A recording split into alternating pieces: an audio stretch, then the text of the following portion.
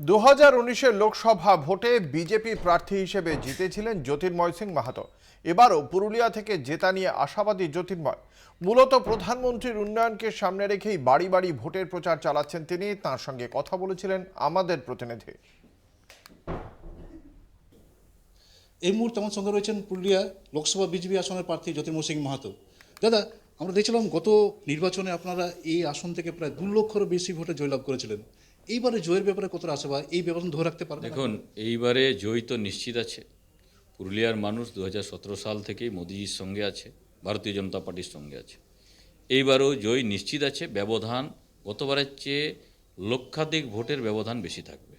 কোন কোন বিষয়গুলো নিয়ে প্রচার শুরু করেছেন আপনারা? দেখুন, প্রচার আমরা মোদিজির যে 10 সালের কার্যকাল আছে, 10 সালের কার্যকালে দেশের পুরুলিয়ার আমূল পরিবর্তন হয়েছে। আর এই আমূল পরিবর্তনে আমরা মাননীয় মোদিজি যে ডেভেলপমেন্ট, সেই ডেভেলপমেন্টকে নিয়ে আমরা মানুষের কাছে যাচ্ছি। যে দীর্ঘদিন থেকে মানুষরা, সাধারণ মানুষ বঞ্চিত ছিল। আজকে দেখুন না, কোভিড মহামারীর সময় এমন একটা সিচুয়েশন ছিল, সেই সিচুয়েশন থেকে বের করানোর জন্য মোদিজির যে ভারতবর্ষের উপরে তার যে রোল, যেভাবে পরিশ্রম করেছেন, তার টিম যেভাবে পরিশ্রম করেছে, প্রত্যেকটা মানুষকে আবার আগের মতো ফিরিয়ে আনা, রোজগারের ব্যবস্থা দেওয়া, আপনার 5 কিলো করে যে রেশনের ব্যবস্থা দেওয়া, 5 বছরের জন্য যে গ্যারান্টি দেওয়া, বিভিন্ন বিষয় আছে। একটা বিষয় আমি যদি বলতে শুরু করি তো আধ ঘন্টা সময় লাগবে। কেন্দ্র সরকারের সাফল্য বিষয়, পুরুলিয়াতে আপনার এক্সটেনশন করা হয়েছে 11,500 কোটি টাকা দিয়ে ডিভিসিকে। অনেক রোজগার বাড়বে এখানে। যেটা অভিযোগ করা হচ্ছে যে আপনি যে 5 বছর সাংসদ ছিলেন, পুরুলিয়া জেলার জন্য কিছু করেননি, এর বিরুদ্ধে অভিযোগ। ভাই, একবার তো বিরোধীদেরকে আসুক, কেউ সামনে বসছে কি করেনি, মানে কি করতে হবে।